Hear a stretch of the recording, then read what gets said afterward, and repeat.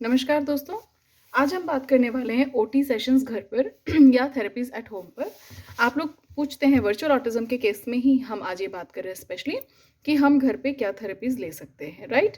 तो देखो, मैं पहले भी ये वीडियो में डिक्लेयर कर चुकी हूँ कि जब हम बात वर्चुअल ऑटिज़्म की करते हैं, जब आपको ये क्लियर हो गया है सारे टेस्ट असेसमेंट्स के बाद कि आपके बच्चे में जो सिम्पटम्स आ रहे हैं वो because of screen induced behaviour है और स्क्रीन बंद करने के बाद आपको बच्चे में चेंजेस समझ आ रहे हैं, तो यहाँ पर हमें आर्टिफिशियली इंड्यूस्ड थेरेपीज़ की ज़रूरत कम है, बंद नहीं है, कम है। अगर आपके घर के आस-पास अच्छे थेरेपिस्ट हैं और वो आपके बच्चे के साथ काम करने तैयार हैं, वो मोनोटोनस एक्टिविटीज़ जैसे कि वही अल्फ़ाबेट ब्लॉक्स, वही पज़ल्स, वही पेबल्स नहीं करा रहे हैं और कुछ नया एक्टिवेशंस कराते हैं, तो डेफ़िनिटली आपको सेंटर पे ही जाना है, क्योंकि बच्चे का माहौल बदलता है। अपने घर की चारदीवारी से हट के बच्चा रोड क्रॉस करके, ट्रैवल करके नए सेंटर पे जाता है, वहाँ 4 नए बच्चों से मिलता है, थेरेपिस्ट की कमांड सुनता है, उनके असिस्टेंट्स की कमांड सुनता है, तो बच्चे में चेंजेस आते हैं क्योंकि सोशल बिहेवियर डेवलप हो रहा है।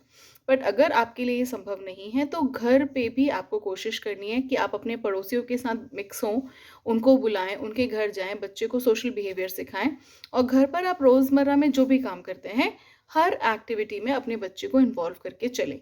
क्योंकि सामान्यतः जब हमारे पास सिम्पटम्स आते हैं, तब बच्चा 2 से ढाई साल का हो चुका होता है और 2 से ढाई साल का बच्चा लगभग सारे काम कर सकता है, राइट? आपकी मदद से, अकेले नहीं, खाना नहीं बनाएगा, खुद से नहीं नहाएगा, बट आप उसको गाइड करके काफ़ी एक्टिविटीज़ करा सकते हैं।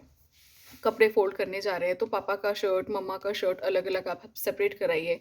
आप बैंगल्स पहन रहे हैं, तो अपना हाथ आगे कीजिए, चूड़ी अपने हाथों में डलवाइए, राइट? आप उसके हाथों में चूड़ी डालिए, चूड़ी को रख कर उसको गोल घुमाना है, चूड़ी का आकार कैसा है, ये एक्टिविटीज़ होती हैं। आप अपने बालों की चोटी करवाइए, उसकी कोम्बिंग कीजिए।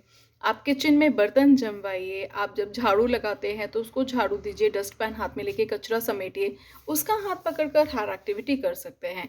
हम जितनी एक्टिविटीज़ हमारे सेंटर पर करते हैं, उतनी उससे कहीं ज़्यादा एक्टिविटीज़ आपके घर पे हो सकती हैं।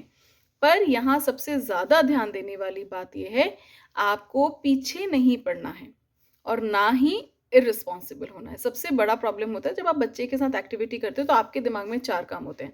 आप चिल्लाना शुरू हो जाते हैं, टेंट्रम्स हो जाते हैं, 10 दिन के बाद आप चिढ़ेंगे, "क्या है तुमको अभी तक नहीं पता है कि इसको कैसे रखते हैं?" नहीं, अगर बच्चे को पता होता तो आपको इस सेशन की ज़रूरत ही नहीं पड़ती, राइट? बच्चे को नहीं पता है, इसलिए आपको 10 दिन, 15 दिन, महीने, 2 महीने सेम एक्टिविटी करानी पड़ेगी, तब जाकर बच्चे को ये पैटर्न बनेगा कि हाँ, ग्लासेस इस तरह से जमाए जाते हैं, कटोरी इस तरह से रखी जाती है, कपड़ों को इस तरह से फ़ोल्ड किया जाता है। ये बेसिक लाइफ साइंसेस है जो आपको अपने बच्चे को सिखाना है। हम आम तौर पे भी अपने बच्चे को घर पे काम करना सिखाते हैं, हेल्प करना सिखाते हैं, हाउस होल्ड कोर्स पे हम एंगेज करते हैं, तो why about special child, right?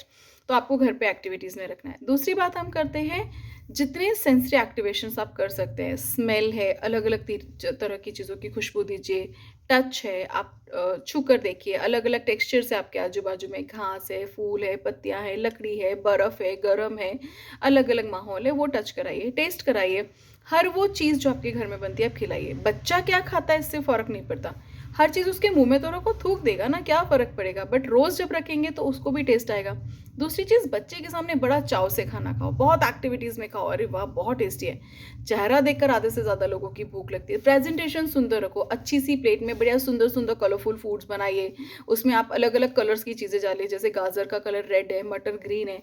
आप पुलाव बनाते हो, उसमें गाजर, मटर, टमाटर सारी चीज़ें होती हैं, तो मल्टी कलर पुलाव दिखता है। बच्चों को एनहांसिंग लगता है। आप आधे से ज़्यादा टेस्ट तो देखकर और खुशबू से समझ आता है, राइट? तो आप इस तरह की एक्टिविटीज़ घर पे कर सकते हैं। घर पर बहुत सारे पज़ल बोर्ड्स, पेबल बोर्ड्स लाकर रखने की ज़रूरत नहीं है कि बच्चे को रोज़ एक प्लान है कि आज उसको सारे पेग बोर्ड्स अरेंज करना है, सारे ब्लॉक्स अरेंज करना है, आज उसको ये कलर एक्टिविटी करना है।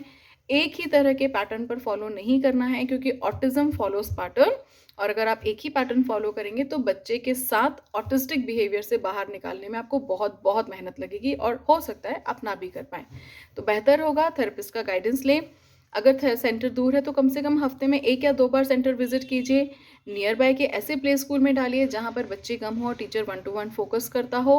बहुत ज़्यादा स्क्रीन बेस्ड एजुकेशन पे फोकस ना होता हो, पढ़ाई के पीछे ना पड़े, उसके पीछे एक्टिविटीज़ करानी है आपको। आपको बच्चे को एंगेज रखना है। एक ही रूल है, engage and quality time with your child. Okay? So all the best, stay safe, stay home.